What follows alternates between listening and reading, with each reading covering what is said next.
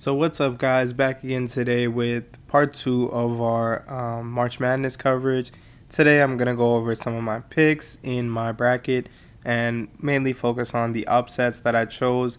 I do have about 9 upsets in my bracket, and you may not consider a 9 seed over an 8 seed an upset, but I basically just listed any low seed over a higher seed as something that is an upset.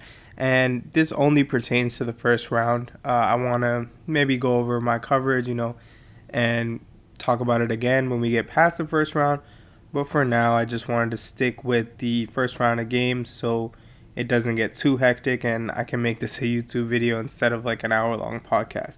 So before I get started, I want to say my strategy firsthand was to look at teams that shoot the three at a really high rate.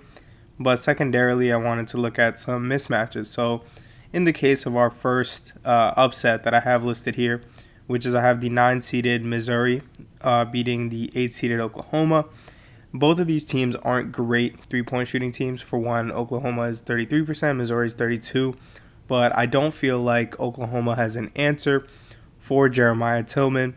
And while Austin Reeves can create some matchup nightmares, as a slightly bigger guard for Oklahoma, I do think that Missouri has a lot of bigger wing defenders that can, create problems. And even with Devion Harmon, who I think is a pretty decent guard, being that they don't have an answer inside for Tillman is really going to cause them problems. And I don't think that they don't have anyone to really get Tillman out of the paint where he can also do damage defensively.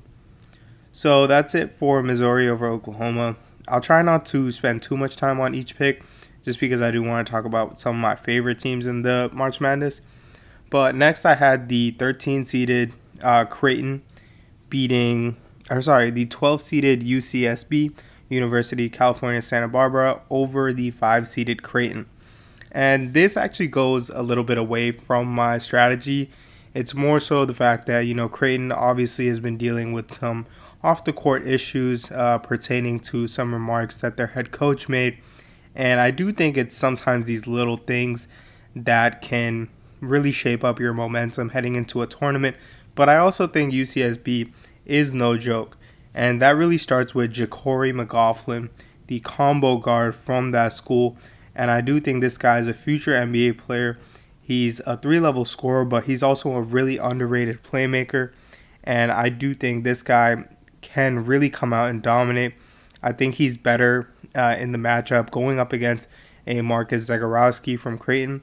And being that he's a guy that also shoots 40% from 3, I do think this guy can create somewhat of a carry job. Obviously, they have a chip on their shoulder being the underdog, and I do think it'll pay off as Creighton falters due to, they were already kind of falling off from where they were in the start of the season. And now, with the whole scandal, I don't know. So VCU over Oregon, this was mainly riding with one of my favorite players in the tournament, and that being Nashawn Bones Highland. He is as I said in my last video, of 5 underrated prospects to watch. He's a big shot taker and a big shot maker, and that can make all the difference in the world. I think Nashawn Highland is a guy that's ready for the moment, and I do think that he's going to put the team on his back and really take over in Oregon. This is a guy that can, again, shoot from Damian Lillard, Trae Young range. Being that he is a bit slight on his frame, he does struggle sometimes finishing as a driver, but he's just an outstanding jump shooter. And like I said, big shot maker. I think it makes all the difference in the world. Obviously, Oregon has a really good two-guard/wing in Chris Duarte, but I don't know if Oregon's deep enough to really say that they're that much better than VCU individually. And I do think that Nashawn Highland's really going to show up in this tournament. So next up, I have the winner of Michigan State UCLA over BYU. And I'm not exactly sure who wins between both Michigan State and UCLA, but I'm going to go with Michigan State due to them, I think, having a better overall roster with guys like Aaron Henry, Josh Langford, Rocket Watts, and Gabe Brown, and others. obviously this team disappointed a lot, and you can really see that in the stat side of things where a lot of guys shot pretty mediocre from the field. But I do think that there is a lot of talent on this team, and talent outweighs, system sometimes. And I think they're well coached in general. I just think they really had a tough season this year as it relates to how they played offensively. But now that they're here, I do think that this is a team that has a chance to do some damage, and that really starts with BYU, who doesn't exactly have a proven star. They have a bunch of guys that are fundamentally sound, but in the tournament, I think momentum is so much bigger. Who's going to step up when it's most needed, and who is going to, be that star that comes in the clutch, who becomes that super role player. And given I haven't not seen too much of BYU, so some of this is in part just a gut feeling of taking this upset.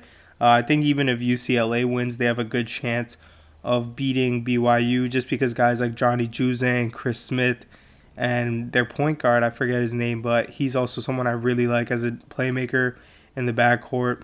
I do think, both of these teams would advance over BYU regardless of who wins. So then I have Wisconsin over UNC. UNC is the 8th seed, Wisconsin's the 9th seed.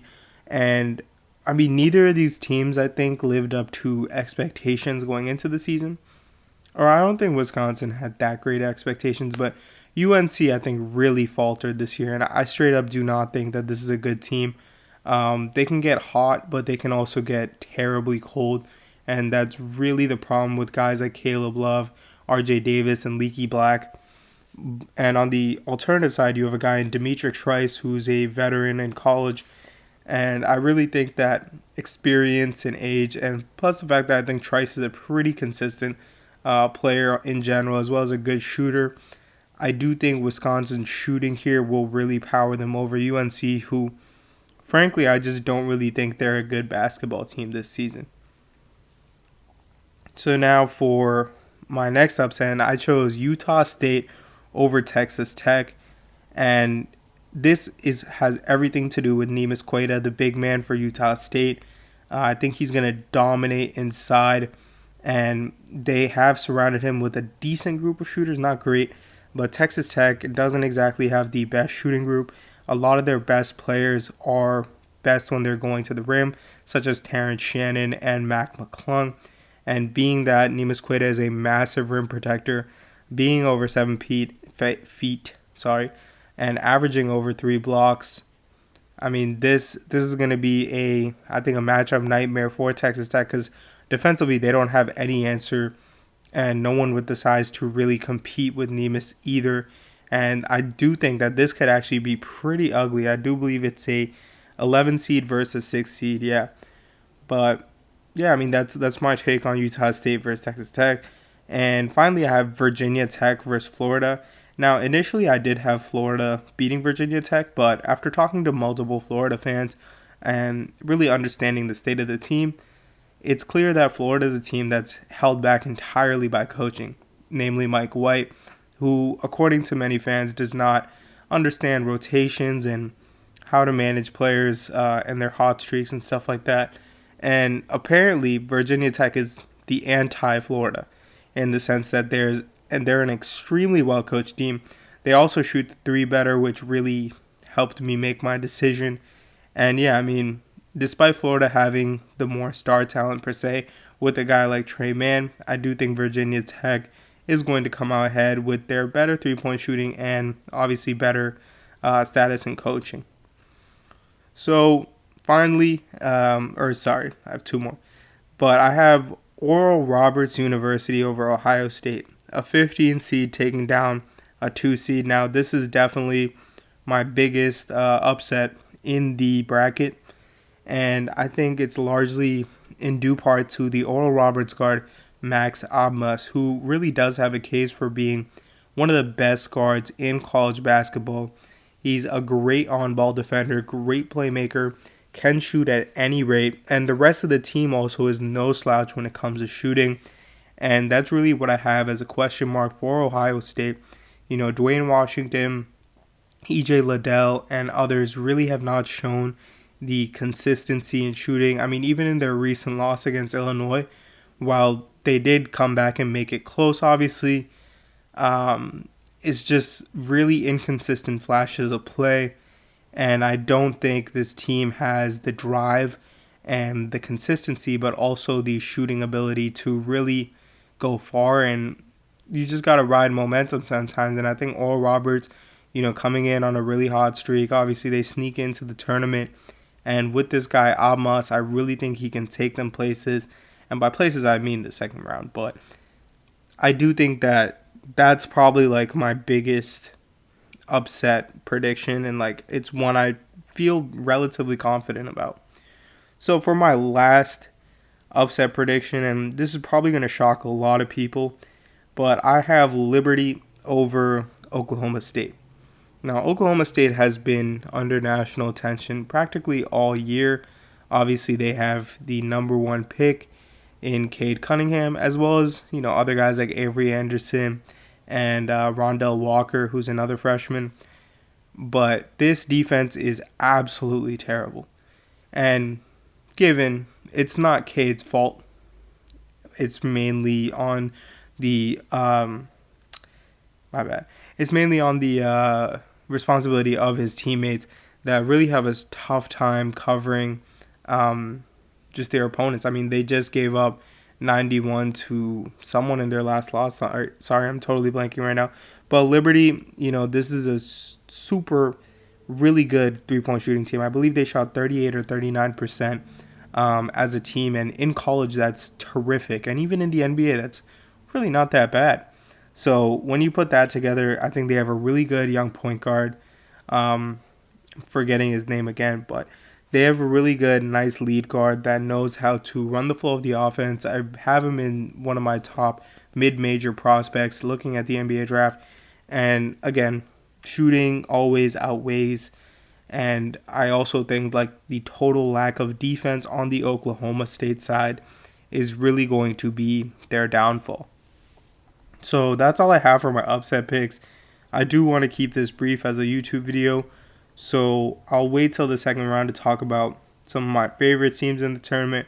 Hopefully, my favorite teams are still in the tournament. My championship pick is Illinois, beating Gonzaga, which I know sounds stupid, being a 1 seed over a 1 seed, but this bracket was so tough, man. Like, I've never been less confident in a bracket, and I feel like I know more than I ever have. So interesting how that's played out. But yeah, that's all I have for today. If you guys like the content, be sure to like, comment, subscribe, share with your friends. And I'm out. Let's enjoy a good day of basketball.